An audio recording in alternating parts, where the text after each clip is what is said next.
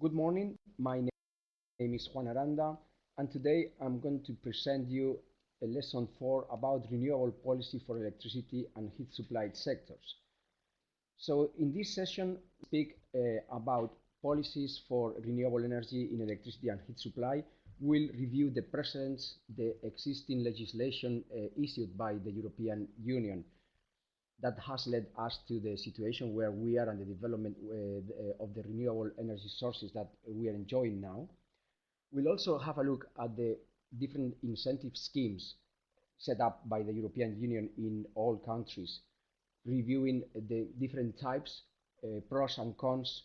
We'll make a comparison about these incentives to see the advantages, disadvantages, costs, and effectiveness of those incentives. Then we'll review the state of the art about the development of renewable energy sources in Europe. We must say that Europe is leading this development all over the world, but there are still hits and misses and lots of work to be done. And finally, we'll have a look at the future. We'll see what the new 2030 framework brings us as new objectives for RES development in Europe. This framework is still being discussed by the European Parliament.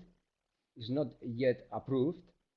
There might be changes with respect to the current draft that is available, but I think it's worth having a look and discussing briefly because this is going to set the future for the next 20 years in RES European policies. Starting then, we'll have a brief review of the legislation that applies to the renewable energy source development.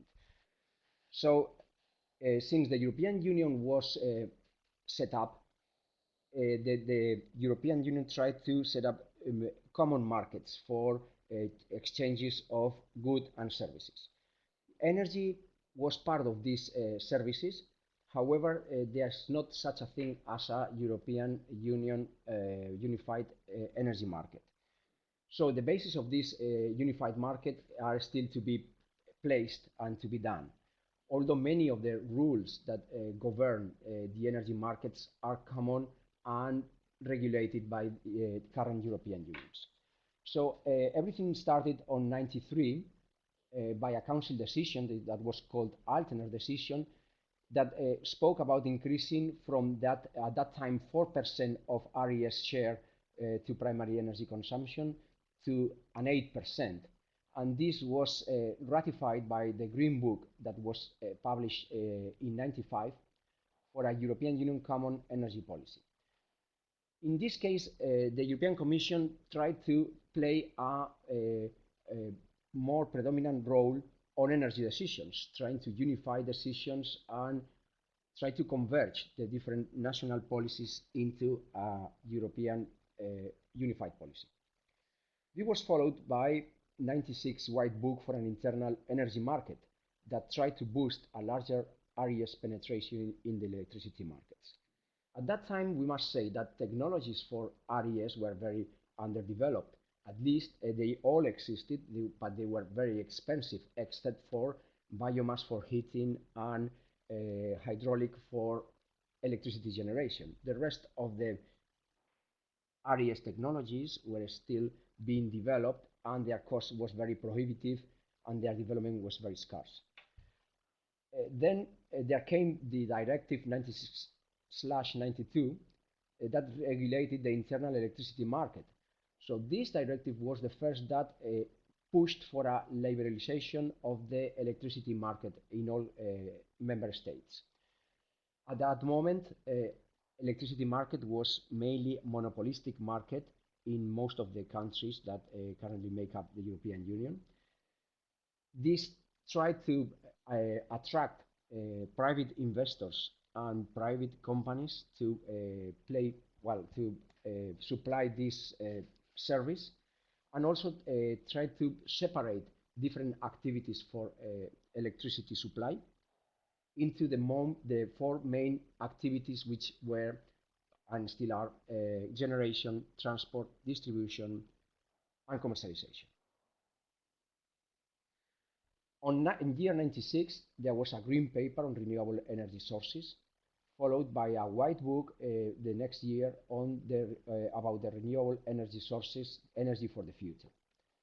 This white book and the following green book towards a European strategy of energy and assurance of supply in year 2000 were the basis for the next directive, 2001/77, that for the first time boost the electricity generation coming from renewable sources in the European internal electricity market. This directive already set national and common targets for the whole Europe. These targets were set at 12% of RES contribution to primary energy, that translated into a 20.1% of RES generated electricity in year 2010. We must remember that most RES technologies contribute to the generation of electricity by means of renewable sources. So any percentage on primary energy share of renewable has a greater share in the electricity mix, up to 20.1 by year 2010. So by the time this directive was enacted, there were a 9-year time frame, but we must say that it always takes 1-2 years for the national regulations to come out when the directive is issued. So actually it was much less than 9 years. It was about 6 to 7 years time to achieve these objectives. Then Directive 2003/30 also promoted the use of other renewables in other sectors which were not electricity, like transport, by the use of biofuels and other renewable fuels. Another important directive in the history of the European Union policies to support RES is number 2003/54. This repealed the previous commented Directive 96/92 and set some principles that are still in place and in force. First one is it considered electricity supply not as a public service as it was considered before.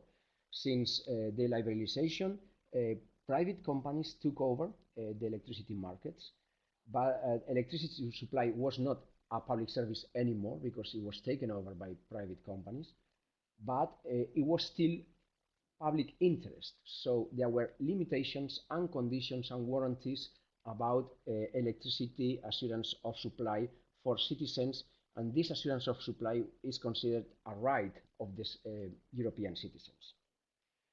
Also separated transport distribution and sales to be managed independently by different companies to avoid monopolistic situations and to increase competitiveness in this sector. It also tried to promote RES in an efficient and rational way, always depending on cost-benefit analysis and trying to attract and maintain investors' trust. National targets were kept at the same levels as the previous directive, 12% of RES with respect to primary energy. And Article 14 reads, every member state can determine the priority of the electricity generation plants, giving priority to RES and waste treatment plants and heat and power plants. It was intending to give priority to clean energy sources or to very efficient energy sources like heat and power plants with respect to other conventional plants that were in use or are still in use at that time. So moving on to next slide, we can see in a country basis what were the situation of RES share with respect to the total electricity mix in year 2005, and the white bar represents the objectives set by country for year 2010 by those directives. So as we see, the situation varied a lot depending on the country. And countries like Austria, Sweden, Latvia, Finland, all these countries already had a great share of renewables in their electricity mix by year 2005.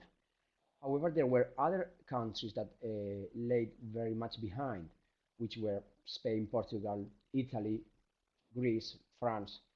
So the effort was not the same for countries, but the overall objectives were set to 12% RES penetration in primary energy.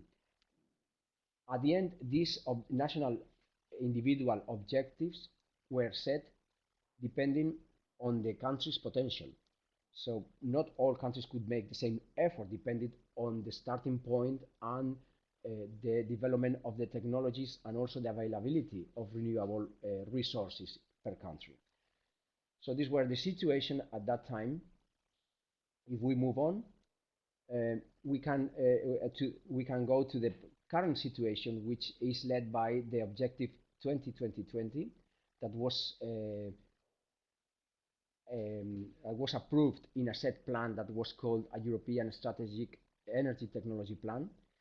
And these objectives aim to reduce emissions, greenhouse gas emission, down 20% with respect to 2005 levels by year 2020.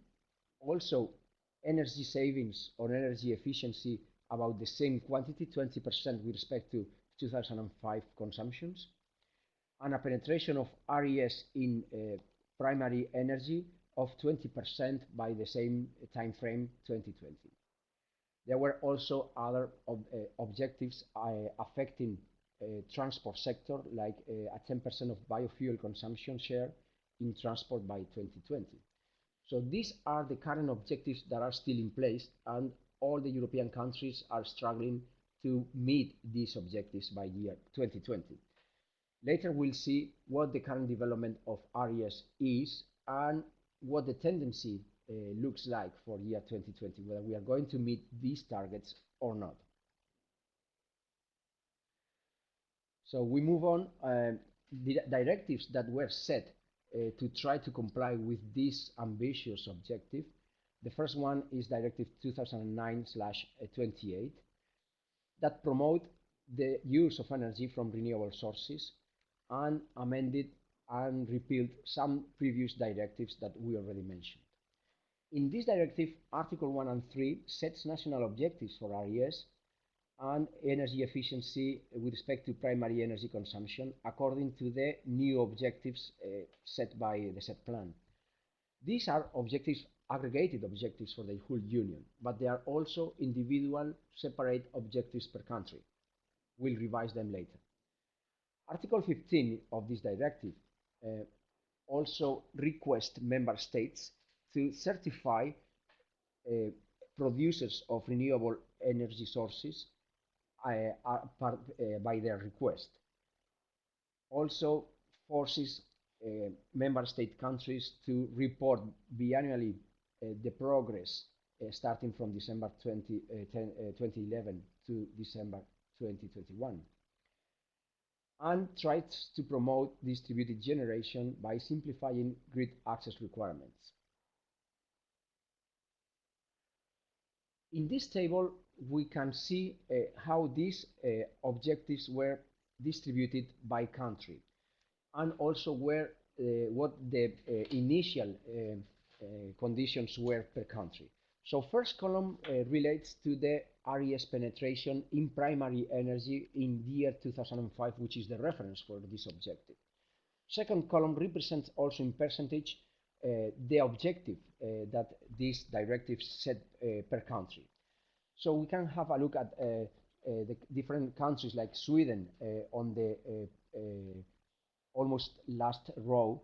We see that they have a very ambitious target of 50% of renewable energy sources in their primary energy share, which is a lot, is the highest in all the European Union. But we also see that the starting point in this country was very high in the year 2005, it was already almost 40%. So, of course, it is a very ambitious target, but it's achievable for countries like Sweden and other northern countries. On the other hand, we have countries like the United Kingdom on the very last row with less ambitious targets. like 15% for renewable energy sources in primary energy. However, their departing point is very low. It's just 1.3% due to the low cost of their petrol exploitation facilities. So as we see, the situation changes a lot from country to country, but the aggregated numbers should result in the 2020 common aggregated objective that is now in force for the whole European Union. There were other policies that related not only to renewable energy sources, but also to energy efficiency. Going briefly through them, we see that Directive 2006/32 refer to energy efficiency in the final usage of energy, and also created the ESCO market as a way to boost, to promote, to create a new market and involve private actors in the achievement of the energy efficiency results, especially in the industrial and residential sectors. Next directive is 2010/31 about energy efficiency in residential buildings.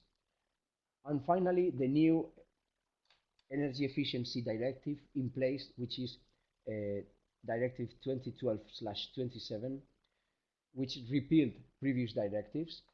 And this is the one that is being implemented in national laws by now. Most countries should have already transposed this directive into national regulations, because the time frame it was ended in June this year. So most countries already have corresponding legislation to transpose this directive. In this directive, the public sector is identified as an example of contracting by ESCO market to achieve higher degrees of energy efficiency in public buildings. Also, there are liabilities for especially big companies to make energy audits, and sets up aids and subsidies for small companies to do the same. It also sets efficiency targets to the energy generation sector. This includes energy producers, energy transporters, and energy distributors. It also enables smart metering for energy management to control energy on the demand side by measuring in real time the consumptions and be able to give the user better information to make the right decisions on when to use the energy and how to use the energy, and many more things that it could take us a while to go through. So let's move on to the incentive schemes that are mainly used to promote renewable energy sources. So the first thing that we have to say is that renewable sources, most of them, they are not economically viable for themselves. So except for biomass for heat generation and large hydropower plants, which are the most extended renewable sources in the world and represent most of the usage of these renewable sources in many countries, the rest of the technologies are not really economically viable compared to conventional plants and conventional technologies. The reason is that there is a huge infrastructure created along the years for giving support to conventional technologies that have decreased the final price of the energy produced by these conventional means.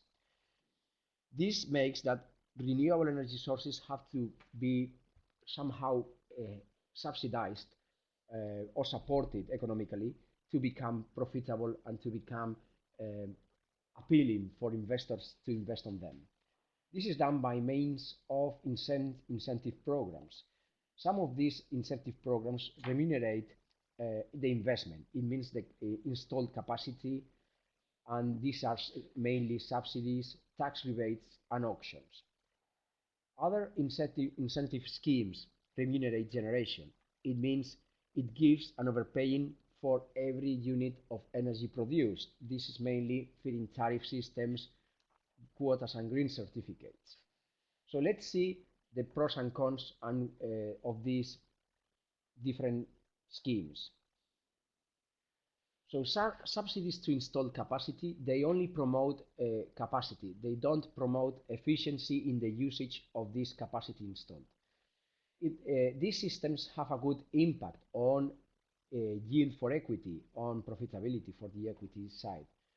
But investors face market risks, because once the subsidy is obtained, usually at year one of the exploitation, the rest of the years, every new income is subjected to the market, because all savings and sales have to be done at the market prices, which is something that is not well under control, and therefore the uncertainty of the investment by means of subsidies is higher, and the attraction for investment is lower.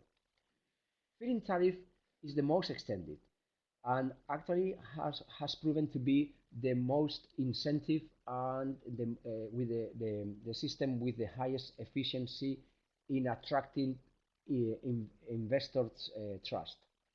It maximizes the benefits, the net profit values, and reduces long-term investment risks. However, it is expensive because feed-in tariffs are liable to be paid for a long time, at least the lifetime of the exploitations. Usually for most technologies like wind power, photovoltaic, and similar, this lifetime frame is about 20-25 years. This commits the government and the public system to pay feed-in tariff for the installed capacity for a very long period of time. Green certificates are, on the contrary, very cheap for public funding, and these are a sustainable. This is a sustainable investment incentive scheme. However, it is difficult to control due to market transparency, and at the end, it has proven to be little incentive. So, no much private investment has been attracted by green certificates in the countries where this incentive scheme has been put in place. We'll revise them later.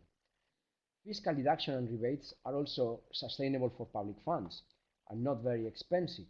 It also have good impact on equity yield and profitability. But investments going with these fiscal deductions and rebates face mass market risks. So once the deductions are enjoyed, the rest of the exploitation relies on the market prices. There are also other incentive systems like financing and economic support with low interest loans or endorsed loans that are more and more in use now. So in the next table, I try to summarize the advantages and disadvantages of the main four incentive schemes. As we say, feed-in tariff is good for investment attraction. It is very good for leveraging rates and long-term risk. However, on the other hand, system costs are very high. So sustainability of this incentive in the long run is under question. Subsidies have a very good yield for equity. However, it's not so good for leveraging, and it doesn't cover the risks throughout the whole life of the investments. System cost is medium. Tax deductions, on the contrary, have low system costs, so they are very sustainable. It also provides good equity return rate. However, it's not good for third-party financing, or is not covering long-term risks of the investor. Finally, green certificates are also providing low system costs. However, this system is proven to be the one with the poorer leveraging rate and long-term risk. Usually, electricity generation systems from renewables work with feed-in tariff, whereas heat generation it works mainly with subsidies, tax deduction, and green certificates. If we have a look at the next table, we see what are the main incentives used in the different countries. And the first thing that we realize in this table is that this, the countries have not opted for just one option, but there are many different incentive schemes that are used mainly depending on the technology, the level of maturity of the RES technology, and the importance for an economic region to develop such technology. We see that, for instance, in the United States, most of the possible incentive schemes and programs are in use in the different states. In Europe, there is also a wide usage of the different incentive schemes in countries like Austria, Germany, and Spain, and Italy as well. Other countries limit their different incentive schemes to very few, but usually there's not only one. It depends on the country, as we see. So looking at Europe, the countries that are represented on the map with blue are the countries that use or have chosen feed-in tariff systems for electricity generation provided by renewable sources. As we see, most of Europe have opted for this option. Initially, the countries shown in red opted for a tradable green certificate system.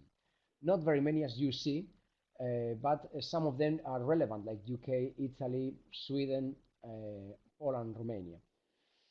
However, many of these countries, we must say, that are moving now to other alternative incentive schemes like feed-in tariff and so on, due to the problems with the tradable green certificates. What are these issues that we are talking about? First of all, is that green certificates is an incentive that is market-driven. So it depends on the market. So at the end, the price of the certificates is tradable in a market, and depending on the demand and the offer, these prices rise or get down. At the end, this system is not good to promote all the technologies equally. If we have a look at the fictive chart below, because it doesn't represent real data, but it's just to show what the problem is. For a given value of certificates in a national market, we see that some technologies, the cost of generation exceeds by far the value of the certificate. All these technologies will not be promoted, or the investor will not have enough incentive to invest on those technologies, because the green certificates will not pay off for these investments. The rest of the technologies seems to be good under a green certificate system. However, this is not true either, because investors will see that the technology more mature and with the highest or lowest cost, sorry, in this case, for instance, the hydropower will be the one with the highest incentives, because the incentive is the difference between the value of the certificate and the cost of generation by means of that technology. In this case, all the investment will go for hydropower, and the rest of the technologies will have almost no investment with this system.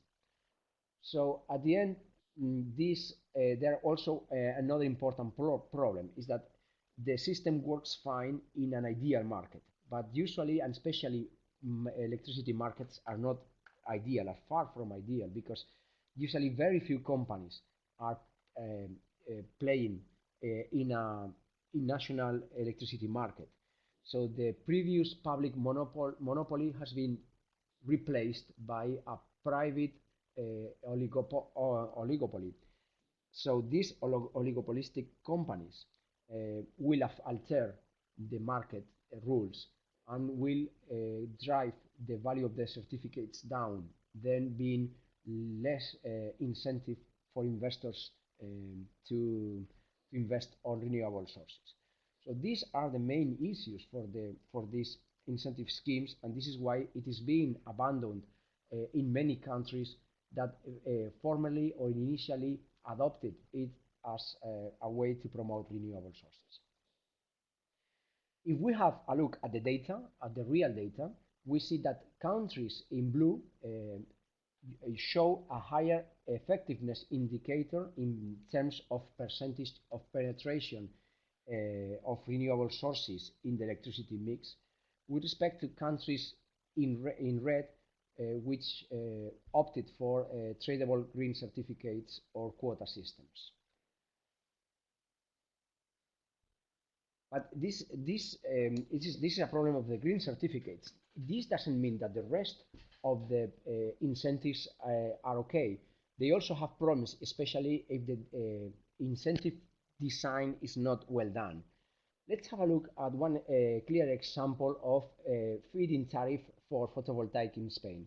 So we have said that feed-in tariff have proven to be the most effective way to promote investment on renewable sources. Let's see the case of Spain in year 2007, where photovoltaic capacity was very low, but suddenly we have a huge increase of this installed capacity in megawatts by year 2008. So the capacity multiplied by 7 in just 1 year. What happened in between? So in between there was a regulation, in particular Royal Decree 661, that created a new feed-in tariff system for photovoltaic with a very high tariff. This high tariff attracted lots of investors, but there were no limitation, no quota, no restrictions to the amount of installed capacity within this regulation. So at the end, by the time the government tried to stop this massive investment on photovoltaic by decreasing the feed-in tariff in year 2008, as we see in the chart below, it was too late. There was too much installed capacity of photovoltaic that was liable to be paid with a high feed-in tariff for many years, at least 25 years. So this has made that this system couldn't be sustained for a long time, and due also to the economic crisis, this feed-in tariff system has been cancelled in the country. And not only that, but existing capacity has seen the feed-in tariff cut down, and the scenario in which they invested has been completely changed for those investors. As we see, feed-in tariff should adapt to the price of the technology, and from year 2007 to currently, the prices for photovoltaic have gone down a lot, from 3.5 euros per watt peak to currently about 0.5 euros per watt peak. This is a huge decrease in technology price due to the great investment done in the previous years. So feed-in tariffs should adapt year by year to these decreasing prices of the technology. But if we set a very high price, so the demand is too high. If we set a very low tariff, then the demand is too low. So it is important to have a good level to promote the investment per country. Let's have a look now at what the situation is for the RES development in Europe. If we have a look at the top chart in the next slide, we see that as a percentage of RES in final energy consumption per country, the situation from year 2004 in green to the situation of 2011 in blue shows that all countries have improved, some of them considerably, their share of RES in gross final energy consumption. At the end, we see that this improvement, this progress has taken place, although at different rates, in most countries in Europe. So at the end, we must say that we are progressing, that all these efforts are paying off now, and Europe is in the good way for development of RES.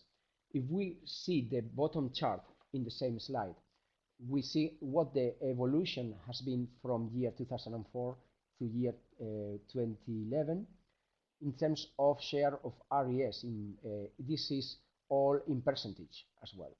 So we see that the tendency is positive, that the trend is good, and just keeping this trend will be at the 20% share of RES by year 2020. So this is good news, and apparently seems that the target is achievable and that we are in the good trend. So next slide shows how the different technologies evolve along time. So we see that renewables have always existed, but mainly for electricity generation, hydropower was the main renewable source. Actually, it is still the main source of generation for electricity coming from renewables. But however, we see that this hydropower hasn't increased at all in these 20 last years. However, the increase has come from other sources, mainly wind power. Wind power, due to the technological development, the reduction of costs, and the increase of efficiency, has undergone a huge increase in terms of share for electricity generation. Other important sources are wood and biomass, also biogas and bioliquids, and solar power. This development is for primary energy consumption.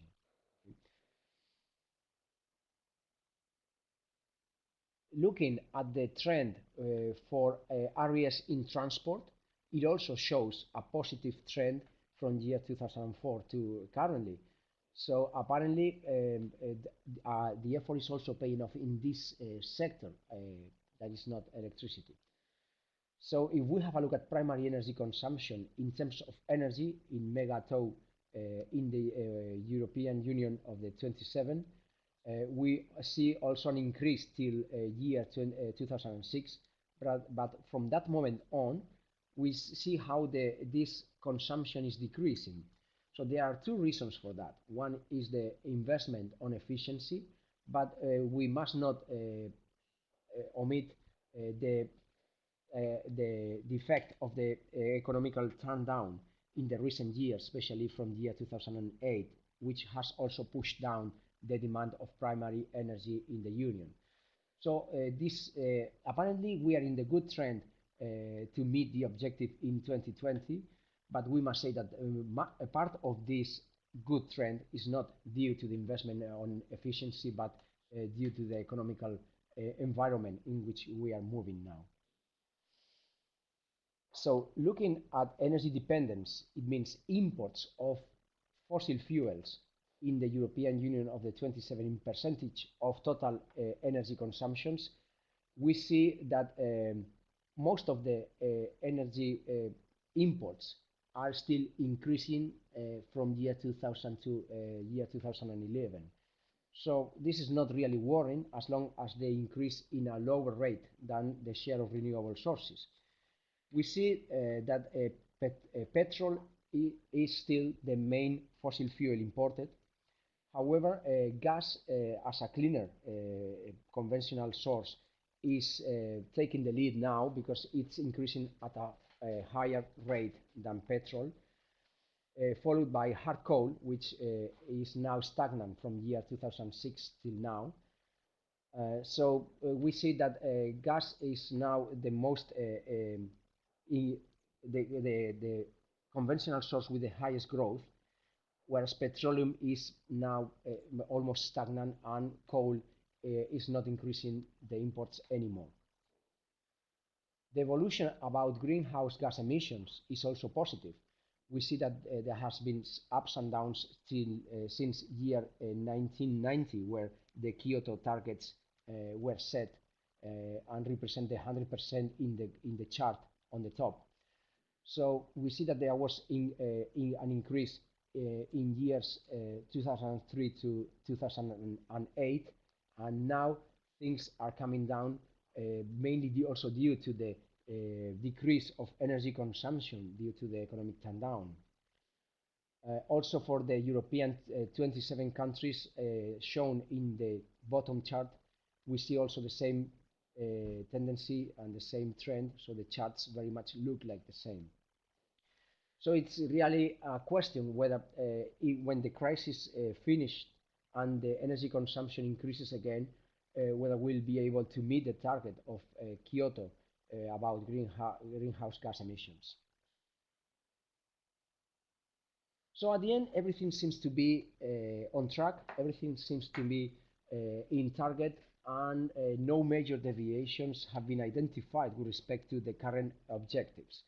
However, the current objectives will have to be soon replaced by new, more ambitious targets in the future. This is what the 2030 framework is about. And this is a new framework that has been drafted recently. So the publication is very recent from this summer, and now is being debated in the European Parliament and European Council. So it's not approved yet, and there might be changes with respect to the current draft that has been published. The reason for this new framework is because the current framework 2020 expires, so it has no further improvement objectives beyond 2020. Second is because things have changed in the meantime, and the ETS market does not send any signal to investors for clean investments on renewable sources. This is due to the low carbon price now in this ETS market. That is about 5 euros per ton. It used to be even lower, 2 and 3 very recently. So experts say that a good carbon price to send significant signals to the market, it should be about 35 euros per ton of CO2 equivalent. So the price now from the theoretical good price for the ETS market is very far. So this market is not actually working as it was designed to work. Also, another change that has taken place recently is the fiscal capacity of the member states due to the crisis, especially peripheral countries. These countries do not have any more financial resources to invest highly in efficiency and renewable sources. Also, public investment has gone down, but private investment is also down due to industrial margins being reduced.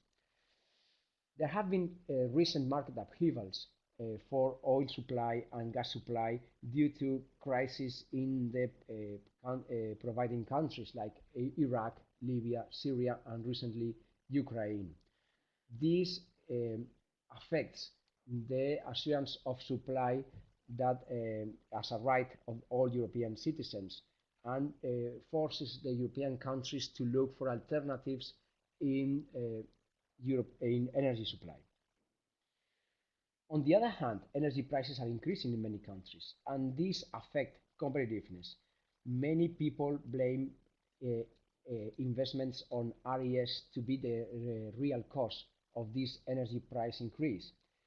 Although this admits lots of debate, it's true that renewable sources are currently more expensive than conventional, and this may have affected the energy prices and therefore the competitiveness of the European industry. Another problem identified by the CEPs based in Brussels. The CEPs stands for the Center of European Policy Studies, is the different national interest. So at the end, as we have said, there is not such a thing as a unified energy market in Europe. So there are many individual energy markets at national level, but there is no such a thing as a common energy market. So the interests are different, and East countries now they are more intensive in energy use, and they have a high carbon energy mix. So these countries would be affected by very restrictive objectives for carbon usage in their energy mix. So they are against these changes now. Also, we have a generation overcapacity. So due to the energy demand decrease, now there's an overinvestment on generation that is not in use. So we have more generation facilities, plants, and investments that are underused due to the decrease of demand. So no more investment are needed, whether they are from renewable or they are from conventional sources. Low market generation remuneration is so according to this institute, remuneration for producers hardly cover costs, and this is not good for attracting new investments either. Poor carbon signals that we have mentioned before, and the total absence of policy coordination. And we can see how some countries that bet for nuclear, like Germany, now are retreating, and they don't want any more nuclear on their electricity mix. Also, RES development is very unbalanced among European countries. There is no such a thing as an international grid development that could enable enlargement of RES capacity in Europe. These are the main problems that we are facing for a more ambitious target beyond the 2020 framework. But what is this 2030 framework proposing? Let's have a look. The objectives are more ambitious, of course, based on year 2005, the same as the 2020 target that we are struggling for now. This new objective goes for a 40% accumulated greenhouse emission reductions for the year 2030. It means doubling or multiplying by 2 the current target in just 10 years, which it seems really very ambitious. It's not so ambitious the target on RES share on primary energy, which is only 27%. It means 7 points higher than the current objective. And energy efficiency or energy savings is only 5% over the current objective with respect to 2005 data. So this objective could be called 40-27-25 in year 2030. The difference is that these objectives, although they are common for all Europe, they are not. Don't have individual targets per country, so they are not binding by country. They are all binding by the union, by the whole union. So every country should contribute depending on their possibilities. However, this creates problems, as we'll see later. Other objectives of this framework is a further integration of energy markets. So actually, the European Commission wants to create a common energy market, which is not existing by now. This is based on a higher development of international grids and international connections. This is already the case for Central Europe. So Central European countries are already very well interconnected, at least in terms of electricity, transport, and distribution. However, the peripheral countries are not connected at all, or very weakly connected. It also boosts a reform on the ETS market that is not working, as we mentioned before, and tries to harmonize taxation over CO2 emissions over the European Union to avoid carbon leakage lists or companies and activities moving from countries where taxation is high to countries where taxation is lower. Also, this is a novelty. It considers policy impacts on industrial competitiveness. So actually, there is a huge concern now in the European Union about how these policies can affect competitiveness of the European industry, and trying to avoid companies moving to countries where polluting is cheaper than in Europe. So these impacts will be considered in this framework, and actions should be put in place to mitigate those impacts affecting industrial competitiveness in Europe. So the issues now, the first one is the governance. If we say that there is no individual targets per country, the governance of this framework has to be done more seriously and more affecting more the way the individual contributions per country is managed. So this should empower the European Commission to coordinate efforts to achieve this aggregated objective. The reform about ETS should end up with an increase of the price of the CO2 equivalent ton with respect to current prices. However, the problem is that this will affect the competitiveness of the European industry by means of outsourcing or moving industrial facilities to other countries.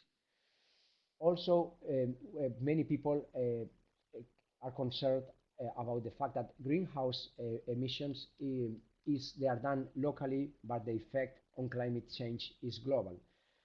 If only Europe is concerned about this reduction in emissions, actually very little will be done about climate change, because for the primary energy increase forecasted for the following years from now to year 2030, which is set in 30% increase, only 5% of that will come from OECD countries. So most of the energy increase will come from countries not belonging to the OECD. And these countries may not have such ambitious targets on greenhouse gas emission reductions. Finally, if we want to reduce carbon content in the atmosphere, other metrics may be more affecting, like carbon footprint rather than greenhouse gas emissions. Although it is said that industry competitiveness will be a major important factor for the following future policies of the European Union, there is very little in the text of the current available draft of this framework about industry competitiveness. So this is not very promising for industrial competitiveness. There should be a balance between sustainability, competitiveness, and assurance of supply. And another problem, another issue, is that the achievability of the current framework 2020 is under question. So apparently numbers show that targets, although ambitious, will be met, but it's not really something that we can take for granted. There is a high risk due to economic crisis and the reduction on investment that this target will not be met. So signing for an even more ambitious target in the future, it creates concerns and issues on many governments and policymakers. So this is all I wanted to mention. The debate is open for the new framework and the new objectives of the European Union for the future, and how this will impact the policies that will be developed in the future for RES and energy efficiency in Europe. I would like to thank you for the attention, and I'm available for